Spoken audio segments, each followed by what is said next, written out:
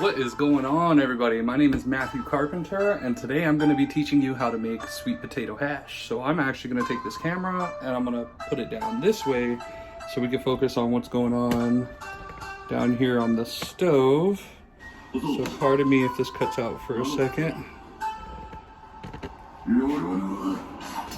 Alright, so today we are going to be making sweet potato hash. It's a very easy 3-ingredient dish to make. I'm going to be making 2 servings. So if you want to make a serving for yourself or just have some for this time and next time, just follow along. If not, just cut the serving size in half. Everything turns out to be the same. So the 3 ingredients that you're going to need are you're going to need 1 sweet potato that I've already cut in half. We're going to peel it, we're going to wash it, we're going to peel it, and then we're going to dice it. You're going to need 1 bell pepper, so it's 1 bell pepper and a half a sweet potato per 1 serving. Also 2 pieces of bacon. I have 4. I also have 1.5 bell peppers. My other one ran out. And then the spices that you're going to need are, I use cayenne pepper and I use Cajun. You can get these at Foodland, Times. I don't think Costco, but definitely Walmart too. And then you'll also need, it doesn't have to be sea salt, but just any kind of salt, and then some black pepper. So the first thing that we're gonna wanna do is we are gonna want to dice our food. And because I make this dish so much, I have an industrial dicer. I make this dish pretty religiously. I'm really bad at cutting peels, so I end up losing a lot of the potato when I do this. All right, so now we have our sweet potato and we have our bell pepper diced up into nice little cubes. I'm not sure if you can see it, so let me bring you this way a little bit.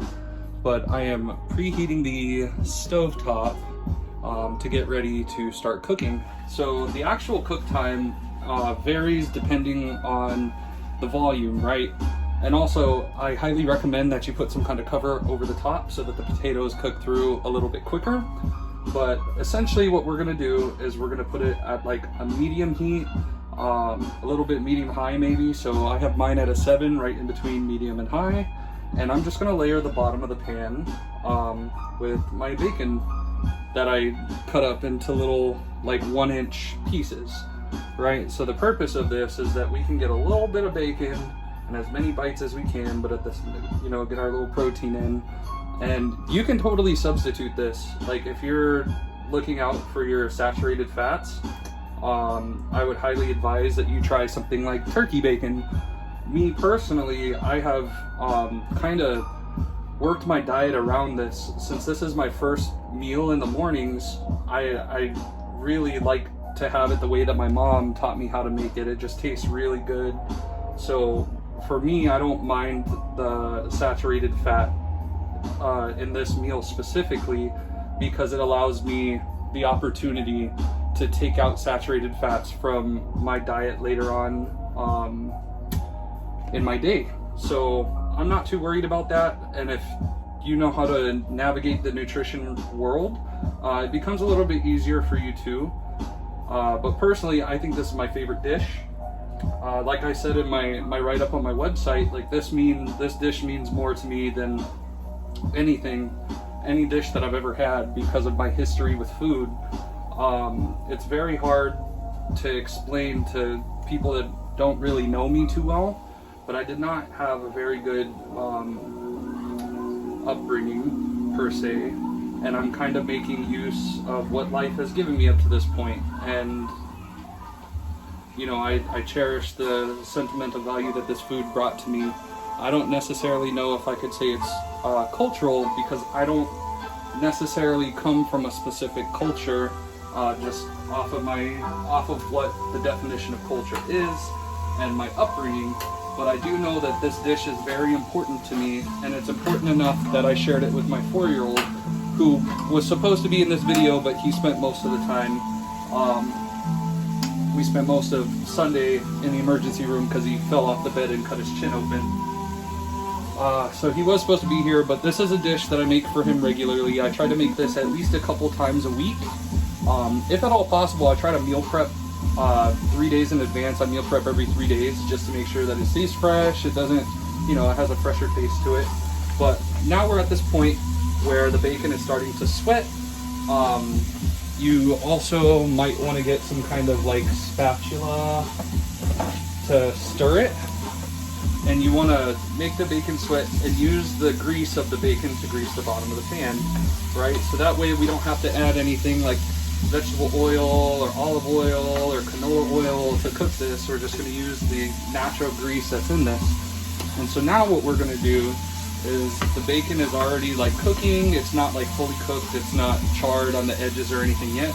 And so we're going to start adding, I just added in all the way, just to get it all in there, and then I redistribute the portion evenly across the pan. Right, so I do this, and now I'm gonna mix it in. I'm gonna stir it up, and I am gonna place a top. Let me grab the top for this real quick from the cabinet behind me. But I'm gonna place the top on top of this so that these potatoes can cook more thoroughly.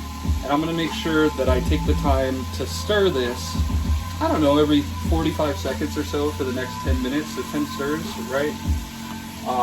You just wanna make it, it starts sticking to the bottom, all the vegetables start sticking to the bottom once the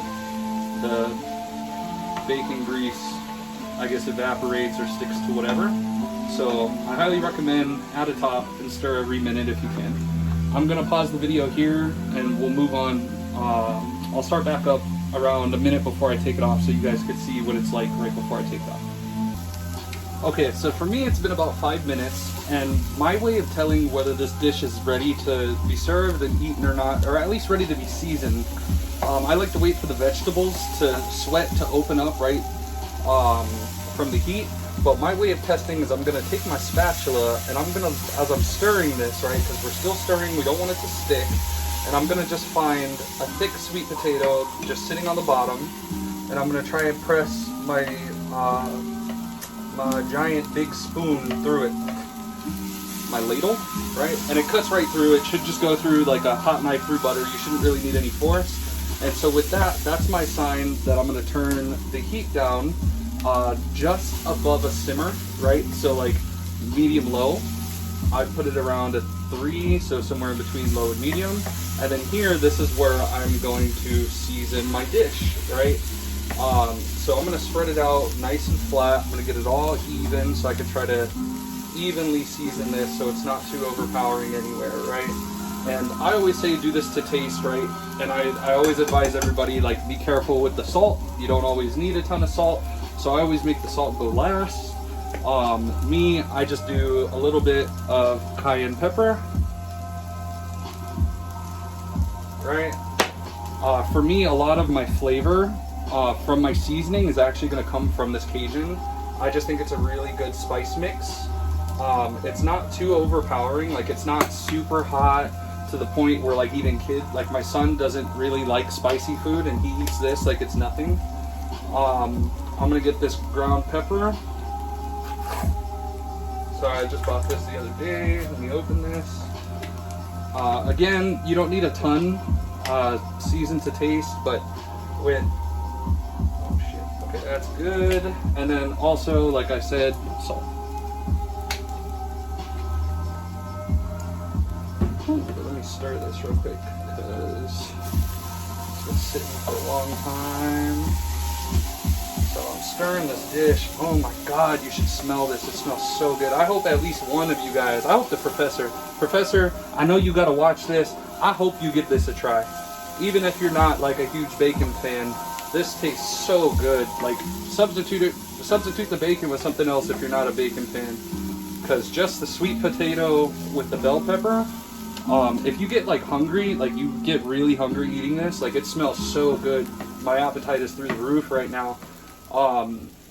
If you want to make more without the additional calories, or like without worrying about adding on a ton of calories, add more bell pepper than sweet potato or bacon.